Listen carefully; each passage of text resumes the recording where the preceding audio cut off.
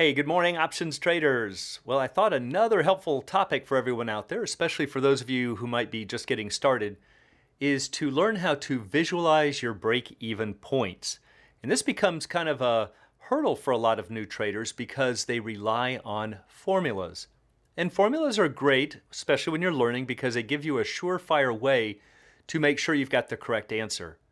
But once you start getting into more complex strategies, you're going to forget the formulas. So what I have found is that if you understand the hows and the whys and the mechanics, you should be able to look at a risk graph and tell what the break-even points are. In fact, if somebody even asks me what the break-even point is for a strategy, I have to kind of think about it for a moment and back into it. I have to figure out what the formula would be based on understanding the mechanics of it. So let me show you a couple neat little tips that will help you to visualize break-even points. And as always, before we do, please be sure to click like and subscribe. It goes a long way into promoting the channel and is always very much appreciated. So the break-even points, there are two different sets. Remember, we have an expiration graph and we have a current graph or a current curve. And each of these comes with their own sets of break-even points. So if you have the expiration graph, or that's when you're referring to, there is an expiration break-even, or in some cases break-evens. There might be more. And that's where the stock must be at expiration to break even on the position. Now remember, at expiration means, let's call it the final seconds going into the closing bell on expiration day. And there are certain stock prices that you will need to break even. And that's what the expiration break-even shows you. So the current curve comes with its own break-even or break-evens, and that's where the price must be today to break even on the position. Now, unfortunately, to figure out the current curve break-evens, you would need a pricing model, or at least be able to do one in your head, or most of your broker's softwares will show that to you as well. So when most traders talk about the break-evens, they're talking about the expiration break-even points, and that's really what we're going to focus on for this presentation. But the problem is, the main point that I'm trying to make is that traders rely on formulas. And again, that's okay when you're first learning, but it is much better and much easier to visualize it. You should be able to just look at the risk graph and tell where the break-even point is. So for example, let's say that we have a $100 call, and we can tell that because that's where the bend is, right there at the 100 strike, and it looks like we paid $5 for it. So that's the first step. You have to figure out where some type of a benchmark is with the dollar. So we can see that this is -5. Well, now notice that the break-even point is right here. That's where your graph crosses zero, right? These are all profits up here. These are all losses below zero. So if the graph ever crosses zero, it means there's no profit and no loss. So it looks like it's at about 105 right there. But how can we figure that out? Well, understand that in order to make up this $5 cost, we need to move that many units out this way. We're trying to reach this dotted line. That's the break even. I need to move this direction by 5 points. It's 5 points to the right of 100. And therefore that crossing point right there is 105. So as that stock price starts coming up, we've got $1 of intrinsic value, $2, $3, and so on. And right at expiration, if that stock is 105, the 100 call is worth $5, exactly what you paid for it. But you can see that that's pretty simple right there. And most people learn this to be the strike price plus the premium.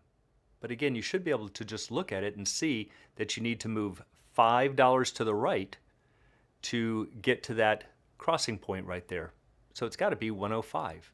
Now that's a fairly easy example when you're just dealing with a long call or a long put, but strategies can get a lot more complicated, and therefore the formulas do as well. Let's look at a vertical spread. Now unfortunately, a lot of the formulas will break them down into whether it's a debit spread or a credit spread. Completely not necessary. So let's look at the 100, 105 vertical. Those are the two bends. I need some reference points so I can see the maximum loss over here is 3. Because it's a $5 spread, I know the maximum gain must be 2. And if I didn't know that, I could just look directly over here. I could see that that's 2. Where's the break-even point? Right there. So notice that the first thing is I can either move to the right of this strike to hit that dotted line. How far to the right? It would have to be $3, right? This is delta 1. It's like 100 shares of stock. We are gaining dollar for dollar as it rises. So we need to move $3 to the right to hit that line, which means it would be 100 plus 3, which would be 103. Or I could come up here and pretend that it's a credit spread. I could say that we paid 3 and might make 2, but I could also say that we sold the spread for 2 and might lose 3. See, it doesn't matter. That's why you shouldn't be memorizing different formulas. All I know is that from this bend, to get to the break even, I have to move left. And that means I have to subtract this many points from this strike. So 105 minus 2 would give me 103. Or again, I could take 100 plus 3 and get 103. No formula is needed. I can just look at that and immediately tell that the break even is 103. All right, let's try an even tougher one. Let's look at a butterfly spread. Now we've got 3 strikes. We have 3 bends. There's one at 100, there's one at 105, and there's one at 110. What's our maximum loss? Right there looks like -1. And because it's a $5 butterfly, that's the difference in these strikes, either from 100 to 105 or from 105 to 110. So we know the most it can be worth is 5. We paid $1, therefore the maximum gain is 4. We can also see the maximum gain right there. And that's really all you need to see. Find your break evens, which are right there. So the first thing is I can tell that I either need to move to the right of this strike. I have to go to the right to hit that dotted line. How far? $1. So $1 to the right of 100 is 101. Or I can say from this strike, I can move to the left to hit that break even, $4 to the left, and therefore 105 minus 4 will also put me there. So either 100 plus 1 is 101, or 105 minus 4 is 101. So I know that right there is 101. Now what about this break even? Well, again, same idea. If I want to look at it from this strike, I have to move to the right to hit that dotted line by 4 points. So 105 plus 4 would be 109.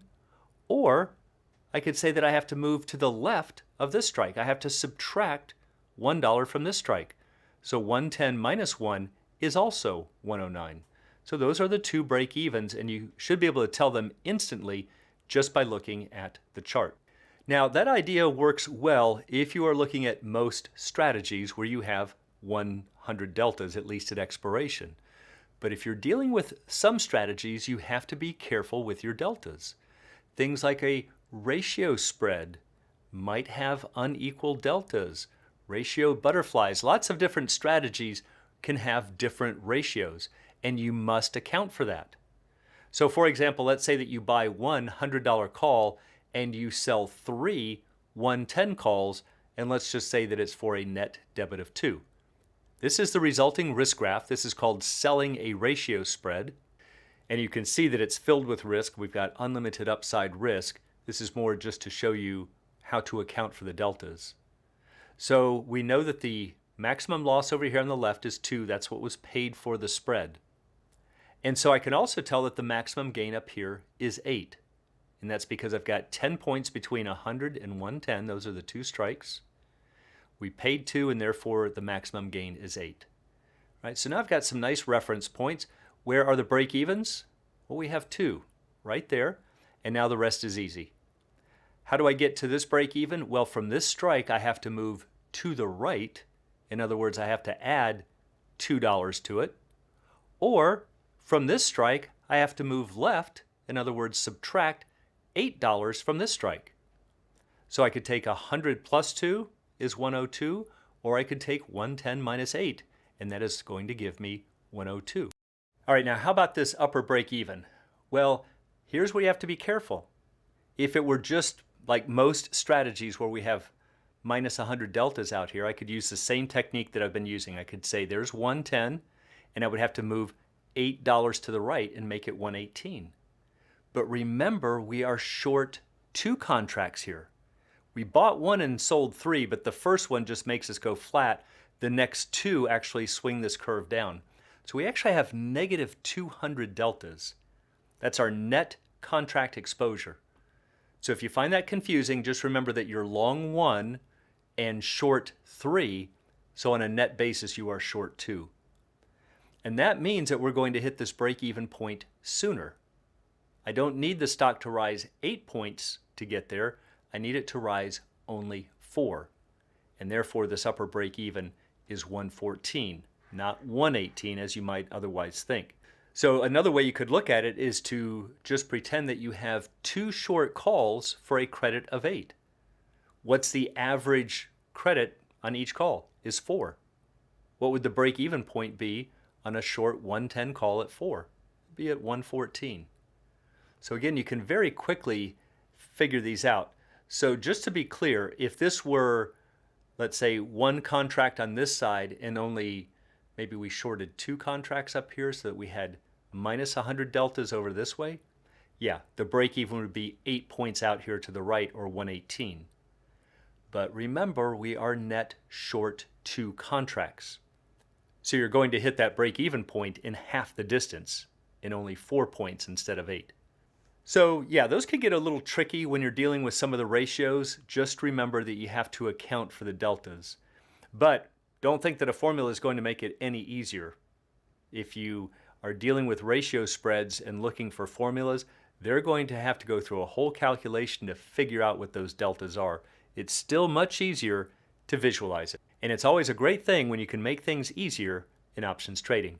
And so for anyone who'd like to learn more about the art and science of options trading, please check out the Alpha Trader course, Strategy Lab, and a brand new candlesticks and technical analysis course.